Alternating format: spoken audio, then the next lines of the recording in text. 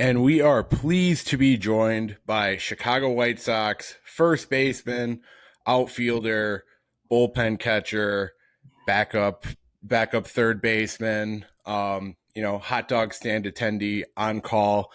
The guy who really does it all, Gavin Sheets. How's it going, buddy? It's great to have you on the podcast. It's good. Thanks for having me on, guys.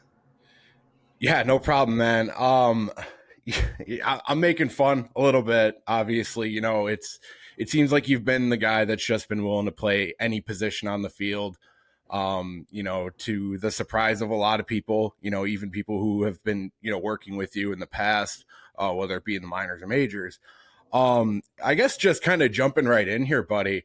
How did the transition from first baseman to the outfield come about, and what type of work kind of went into that change? I mean, I know you played a little bit of the outfield in the minors, but it was really a good majority of seeing you at first base. So Yeah, it was a crazy transition. I mean, if you told me when I got drafted I was going to be make my debut in right field, I would have kind of looked at you a little funny. But it was just one of those things that when COVID happened, I was left off the alternate site, and I started looking around at the roster, and I saw, we had an MVP at first base. Vaughny was right there behind him, and I kind of saw my opening. I was like, hey, if I can make myself be available, not just at one or two spots for first base and DH, but if I can make myself available in left field, right field, first base, DH, that gives myself 4 ways to get into a lineup.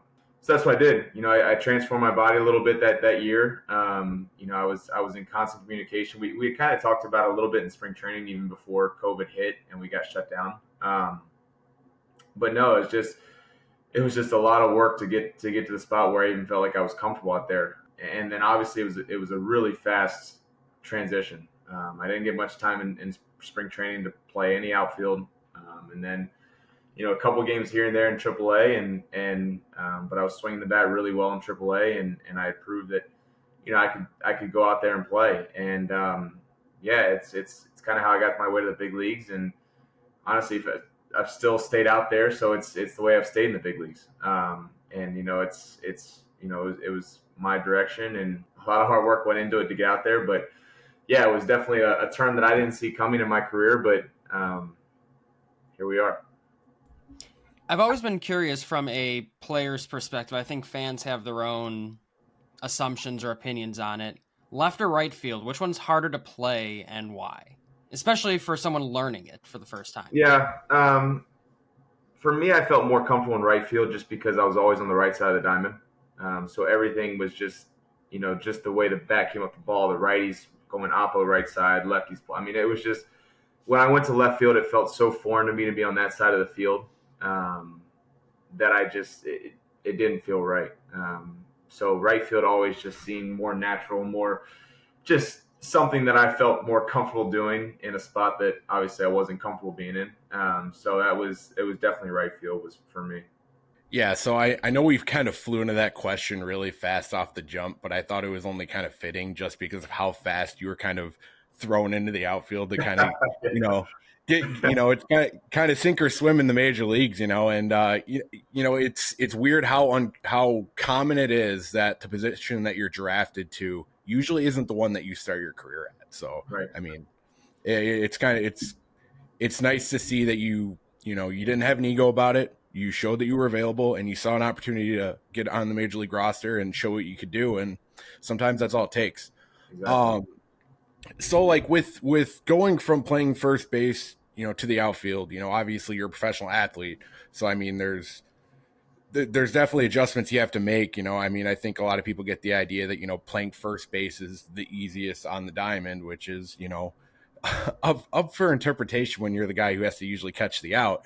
But what are some changes maybe you had to do to your workout or your routine? Maybe, did you have to run poles a little bit more? Did you have to try to kind of, make sure that you got your legs moving a little bit more on a day-to-day basis? What was that adjustment kind of like getting to the outfield? Yeah, it was really, to be honest, a completely different way of training. First base is all about, the farthest you go is 5 to 10 feet on a given ball. A lot of times it's just that first step, drop stepping, going forward to get the ground ball. Just reading the ball off the bat and kind of making quick, sudden moves like third base does. But then outfield was, first step quickness, but then getting into a sprint, drop stepping, learning how to drop step, learning how to get into a sprint as fast as you can, making reads on the ball. The biggest thing for me was the first step read off the bat, just getting used to fly balls off the bat. Was it hit well? Was it hit shallow? Do I have to go get it? Do I have to come in?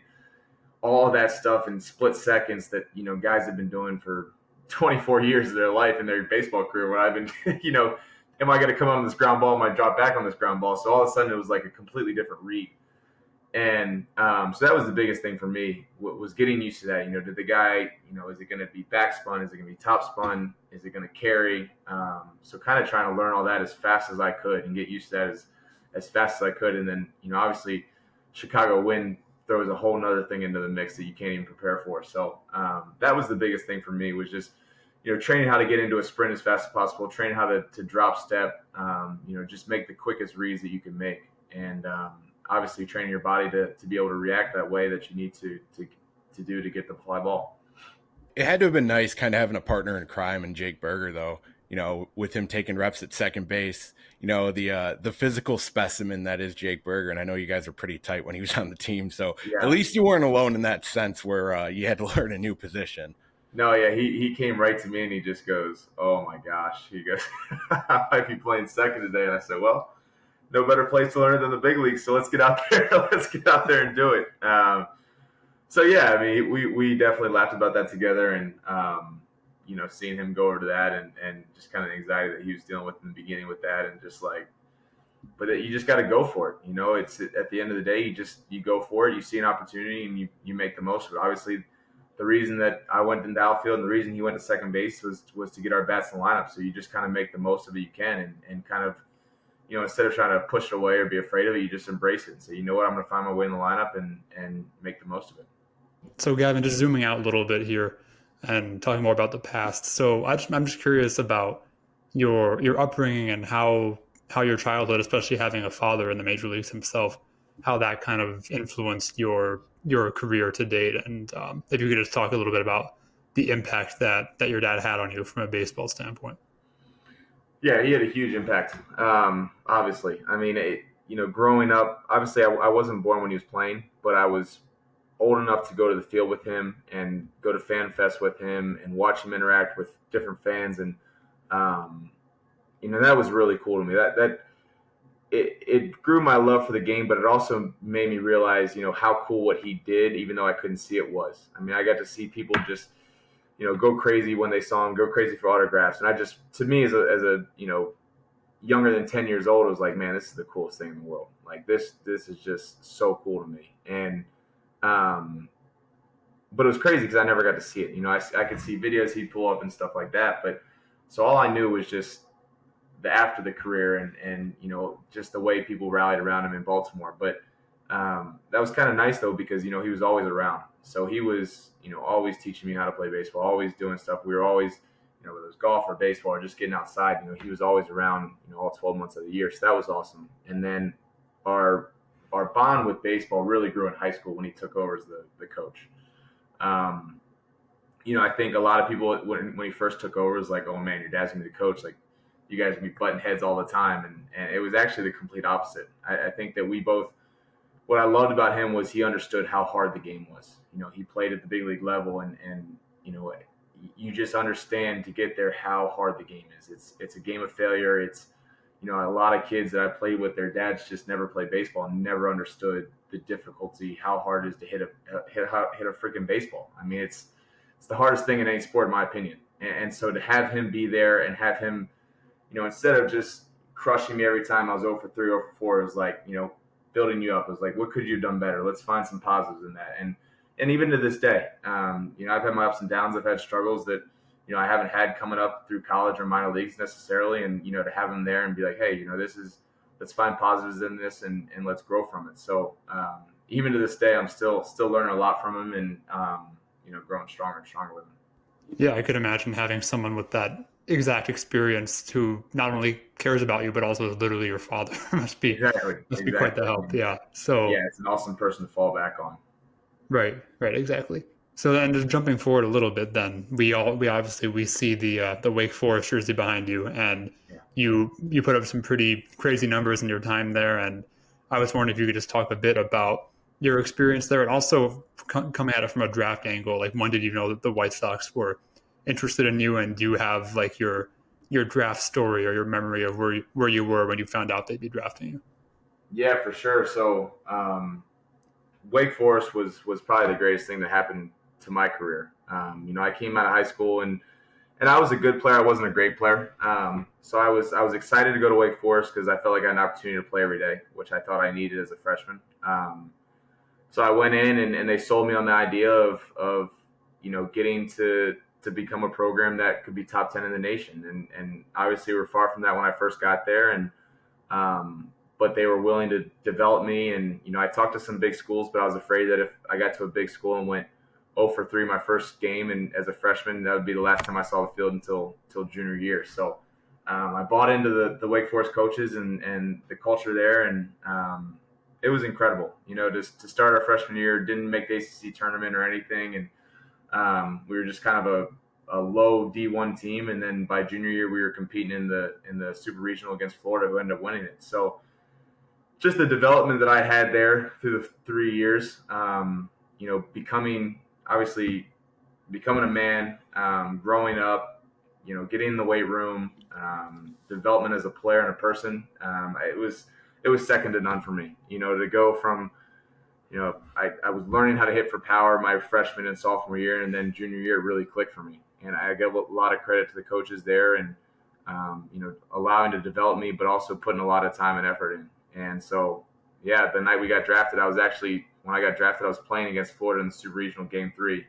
Winner goes to Omaha. And we had just gotten knocked out, but they hadn't told me during the game when I got drafted. But I found out that I got drafted that night and got a call from my agents and the White Sox. And it's kind of a bittersweet night because we just got knocked out. My college career was over, but obviously my dreams of playing pro ball were right in front of me. So it was a pretty incredible night. And actually, I really had no idea that until the day of that the White Sox were on the table. I thought I was going somewhere else, and the White Sox came up with a deal for Berger and I to kind of sandwich us in the first and second round. And yeah, it was pretty incredible. And then met Berger, I don't know, a month after that. So that's when that friendship began as well. Wake Forest, too, is such a cool story because you mentioned just sort of the rise while they were there. And now, I mean, maybe from a pitching side, but they're top notch in everything they do. They are the gold standard for what you're looking for in an ACC and even a D1 organization. It's really cool to see. And it's cool that you were there as that rise started to really occur. Yeah, and that's kind of what we were sold on. We were sold on this idea of the pitching lab and all this stuff that was coming, and we knew it was coming, but it hadn't been put in place yet. And the coaches just said, "Look, you can go to a top school in the country right now, or you can come here and be a part of this and grow this thing and be the reason that we get to where we want to be." And so that's what sold me. I was all in on that. I was all in on, the guys in my class helping us get to where we wanted to be, and to see it now, they're number one in the nation, and everything's built. Everything that we sold on that vision is there now. It's pretty incredible to see. And you talk about building a vision and building guys to where they want to be. You eventually got to where you wanted to be. You made your major league debut. Talk about what it's like, first of all, getting that call or having that conversation with the guys in the minors that, hey, you're going up starting tomorrow. Like, what's that conversation like? And do you remember the feeling, or did you just black out when you were there in the batter's box for the first time? Describe that for us too. It was incredible. You get that late night call, or actually I was in the clubhouse still, and our manager called me in and said that we had a one-on-one offensive meetings and to come in whenever I was dressed. And so I went in, and all the coaches were in there, and they let me know that it was an offensive meeting, that I was going to play Chicago and play Minnesota the next day. So it's such a crazy thing. I called my wife. I said, "Hey, we got to pack up. We got a flight in the morning." We were doing laundry at 2 a.m., getting everything ready, and you don't want to sleep. You don't want to do anything. Your mind's racing. You're just excitement. It's just you call your family. You call everybody you can call that is close to you, and It's just a lot of emotions. It's a lot of hard work that's come into it. It's a lot of excitement. And then you start to remember, hey, I got to play a game tomorrow. Like I have to play a big league game. So that starts to sit in too. So, but I remember getting there. Obviously I knew most of the guys, and they were all great. And I just remember Tony pulling me aside and he goes, look, have a blast. He's like, you only get one major league debut. And at this time I'm like, my heart's racing. It was almost go time. And he's like, look, just take a step back, enjoy this moment. You only get one of these. He's like, go out, play 100%, whatever happens, happens. But just enjoy every second of it. And like, to me, I hadn't been around Tony a ton, but obviously a Hall of Fame manager just pulling you aside and just, hey, just go out and have fun. It was just like, for me, it just took everything away. I was like, all right. Like, we're playing baseball today. Like, I can do this. I've done this my whole life. And, yeah, it was obviously a night and a day that I'll never forget. And Tony was someone who, if you look at back some of the media reports, he was very, very high on you. He was very complimentary throughout his time there. How did that relationship sort of build throughout his time there while you were up in the big leagues with him? Man, I love Tony. I've got nothing but respect for him. Our relationship was really strong by the end of it. He was a guy that he expected a lot out of you. He demanded a lot. He demanded a strong work ethic. And he was hard, especially when I first came up. Like, he was super hard on the young guys. He demanded us to be. It was old school, He wanted you to be the first one there and the last one to leave. Like he expected that from every young guy, and expected a standard that you had to be held to. And then once you gain that trust, and once he sees your work ethic, and he kind of holds you to that high standard, and then when you meet it, it's like, okay, you're in. Like, I've got your back. I'll do whatever you like. You've passed the test, and now I'll be your manager, and now we're gonna have a good relationship. And that's what I really respected from him. I thought he had all of our players' backs, and I just respected the way he went about his business. Obviously, health got in the way, and his age, and it was just kind of the way things had to end. But I've got nothing but respect for him. And it's cool to have someone that, like you're saying, kind of they pulled your feet to the fire, but they got your back at the end of the day, no matter what. It's cool to come up to someone like that. I'm going to hold you to a high standard, but if you meet that, I've got your back no matter what. So that's what I respected from him. We were held to a high standard, and he held himself to a high standard from us. And as you started getting yourself comfortable and started playing more of those games, I mean, you hit your first big league homer not too long after your debut. Did you have to trade anything fun to get that ball back, or did you eventually get it back though? I got it back. I think some guys stepped up for me. I think Liam and Tim Anderson stepped up for me that game. So I think they signed a bat and a jersey or a ball or something. So I really appreciate those guys stepping up for me. And yeah, that was pretty cool to be able to get that back. I mean, by the time I even got back in the dugout, they had it almost back. So that was really cool. And see those guys step up and make sure that I got that obviously that moment back was awesome. I'm sure you'll be one of the ones that they want the signatures for one day. You'll be able to pay it back exactly. somewhere down the line. Exactly.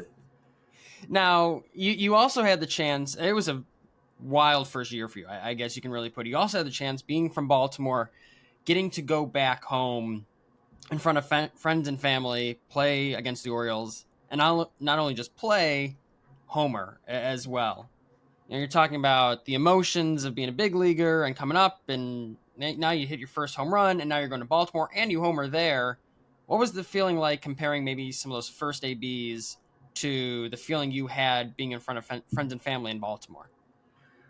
It's funny. I compared it to my debut when I got back in Baltimore. I think it's one thing to play in front of 40,000 people that you don't know who they are versus play in front of 20,000 people where 1,000 of them. It was like a completely different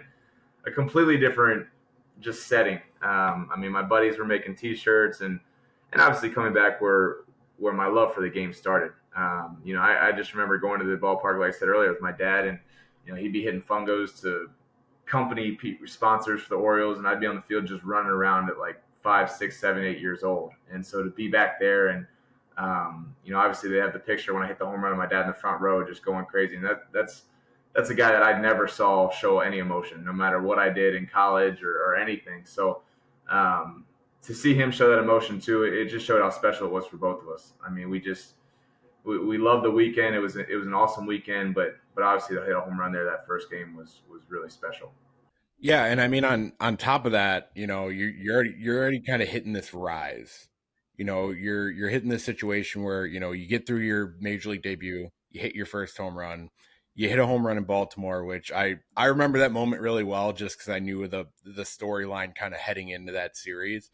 You know, and it's always really cool to kind of see that all come full circle. And while it wasn't the World Series, it feels like this was kind of really the moment, and it was the playoff series against Houston. You know, obviously, as a lifelong White Sox fan, I can say, yeah, it didn't go probably the way we all wanted it to go. But, you know, you get to hit a playoff home run. You know, you get to hear the South Side of Chicago react to something like that. What was, if you could put that, like, that Yeah. entire environment and that entire, you know, thing playing out for you into words.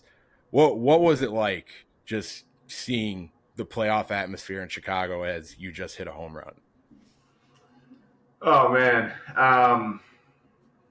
putting that whole series into words is tough because that was everything you dream of. You know, it's just you talk about your debut, you talk about hitting a home run in Baltimore, and that was all incredible. You know, but there's nothing that matches playoff energy, atmosphere. You know, and obviously we started in Houston, and I was like, man, this is crazy. It was a crazy series for me personally because I don't know if you guys remember, but we get there and you know, day before Jose Abreu was like extremely sick, and it's almost to the point where we think he's out for the series maybe. So all of a sudden, you know, I'm looking at it like, hey, I haven't played first base in 2 months, and I'm going to be the starting first baseman when this righty's going tomorrow when McCullers is going, and you know, I think they're kind of messing with me. I'm like, no, he's Jose Abreu does not miss baseball games. He's going to be fine. And the trainer finally comes to me. He goes, hey, if Jose Abreu plays tomorrow, it will be DH. So you will be at first base. So I want you to mentally prepare now. So it was like, you know, everything you have in your mind is like, okay, I'm going to be DHing. Vonnie's going to be DH when the lefty goes. That's the way we're going in. And all of a sudden, it's like, hey, you're starting first baseman tomorrow in your first ever playoff game in Houston.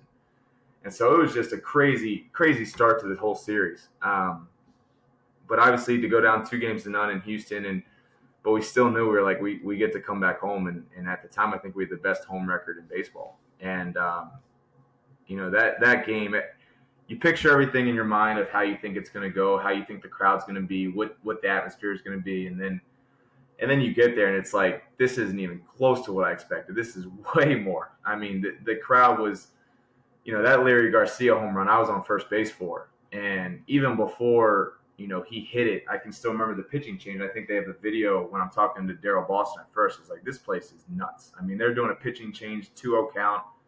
This crowd is going absolutely crazy. And then for him to hit a home run 2 pitches later, it was like, I mean, I felt like I hit the home run when I was running around the bases. It was so crazy. So that was just, you know, Southside brings it. And it's what our fan base does. It's a different kind of fan base. You know, it's blue collar. They're all over the other team. They hold us to a high standard. So when we're not playing well, we hear it too, which I get it. I completely understand. It's who we are as a fan base and who we try to model ourselves as a team. And so when our fan base showed up, it was incredible. And all we talk about is how do we get back to that? How do we get that fan base back? Because, you know, we know what they're capable of, and you know, I think right now we gotta win them back over a little bit, and that's all of our game plan because we want nothing more than have that place a blackout again, rocking like it was. And I'll tell you what, though, too, the funny part is seeing that video of you at first base with Boston is the most candid reaction ever to something. And I think from a fan perspective, like, fans will always look at you guys as these large-in-life characters. For you to just be like, damn, this is awesome. Yeah. Like, that was very, very cool to see. And I think it's definitely the lasting video from that time, just because of how candid it was, essentially. How real it was. Like, I felt like it was the first time, you know, I was just on first base and there's a pitching change. So you just finally take it in. It's like, there's nothing I can do right now. There's a pitching change. I'm on first base. And I think they played jump around or something. And they showed that dude with the cane going. And it was just like, man, this is this is incredible. And I remember Kendall Graveman when we got him. He was on Houston, and they played the Braves in the World Series that year, and he was like, Chicago was the loudest stadium that we played in through that whole series, through that whole playoff race. And I was like, I'm glad you think that, because I was saying the same thing, and it was the only stadium that I played other than you guys. So I was like, I'm glad we were on the same page. But no, that was incredible. You also mentioned Jose Abreu too, and I don't want to gloss over him because your time did coincide together for a little bit. And I know you were focusing on learning the outfield at the time, but as a fellow first baseman with Abreu, were there any words of wisdom he was giving you over the time? Anything you really learned from him before he moved on to Houston? Jose Abreu took Vonnie and I under his wing, and we were extremely grateful for that. I mean, he was obviously there was the language barrier to an extent, but the one thing that there was no barrier was his work ethic. I mean, that dude, it was incredible what he was doing on a daily basis to get ready for a baseball game. No matter if it was a 1:00 game, a 7:00, it did not matter. I mean, he truly was the first one there and the last one to leave, and it was pretty incredible to watch, because you see guys that have won MVPs, and all you want to do is, hey, what are these guys? How do they work? What do they do? And that was one of the things when I got in the club. I saw in spring training, and I didn't know if it was just spring training or what it was. And I was like, I can't wait to watch these guys up close and see how they go about their business. And that was one guy that there was no question marks with where his work ethic was. And, playing with him and being around him was incredible. And it just, you brought your standards high because you wanted to match what he was doing, because as a rookie, and I mean, as anybody, if you're not an MVP, you're trying to live up to the MVP standards. And so to see him day in and day out going about his business was pretty incredible. Okay, so now that we've gotten the softball questions out of the way, now that we've gotten the easy stuff out, so you and former Southsider Danny Mendick played in a Barstool golf tournament last year. You guys ended up winning the whole thing. So my question to you here is, are you and Danny planning to defend your 4-play championship? Oh man, honestly, we haven't, and it's a little disappointing. I don't even think we've gotten the invite from Barstool back, which is surprising because we absolutely dominated that tournament. We had a blast there, but we had a blast. Danny and I were firing all cylinders. We were actually playing with Lance Lynn and his agent, and so they got to see it up close, which was even better. Just more fuel just to be poking Lance the whole time and trying to get the big bear fired up. So that whole day was a blast. But yeah, Danny and I, we were firing all cylinders that day, and we had an absolute blast. Yeah, I'll have to ask White Sox Dave if he has anything to do with potentially keeping you guys out of the tournament. Yeah, He's, seriously. Probably feeling a little bit of competition here on the south side of Chicago. So. It's tough now because Mendy's over in Florida now for spring training, so I think that plays into it a little bit because he lives out in Arizona, and so when he saw the tournament initially, he hit me up and was like, "Hey, you got to get out here early. We got to play in this." And so I was all over that. But I think with him being in Florida now, it's going to be a little different. I think you just got to go with we were too good and they don't want us back. They got to give someone else a chance. Just go with that one. They're not going to pay us again. Exactly. Before we let you go, we have one last segment. We've been doing this with our guests now. We're calling it 9 innings. It's 9 rapid fire questions. Okay. Don't want you to think too much about it. Just quick answers. First thing that comes to your mind for each of these. You ready? I think so. If you were given an opportunity to fly to space, would you do it? No. Scale of 1 to 10. How good are you at wiffle ball? Oof. 7. What movie do you enjoy quoting the most? Top Gun. If you could play a hole in golf with only one club, which club would you choose? 7-iron. Buffalo wings, drums or flats? Drums. Least favorite pitcher you've faced? Ohtani. Most unique piece of memorabilia you've ever signed? Oof. Oh, bed sheets. Makes sense. Yeah. So Baltimore guy, what's the most random food you've put Old Bay seasoning on? Man, just about everything. I'll say eggs. And last question, what is this year's walk-up song going to be? Oof, I've been battling with that. I can't give you an answer yet. Yeah, I don't know yet.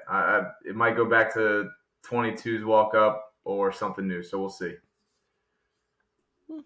I like it. I love the bed sheets one. The bed sheets one is great. Debate if there's gonna be a saxophone in it or not this year. So we'll see. All right, just because you brought up Top Gun, between you and Jake Berger, who's Goose and who's Maverick?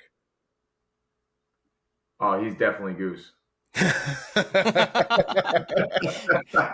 Follow-up question. If we ask Jake Berger that question, does he agree that he's Goose? Yeah, he'll agree. He's got the mustache too, so he'll fit. I mean, yeah, he's already got half the look. He's got the aviators and the mustache, so he's already halfway there.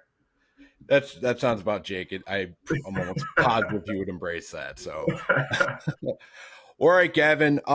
We appreciate your time, man. A lot of great info here, man. This is a blast. It's been great having you on, buddy. We're rooting for you this season. Have fun at spring training if that's possible, and we'll be looking forward to a lot of home runs this season. Awesome, guys. Thank you. Appreciate having me on.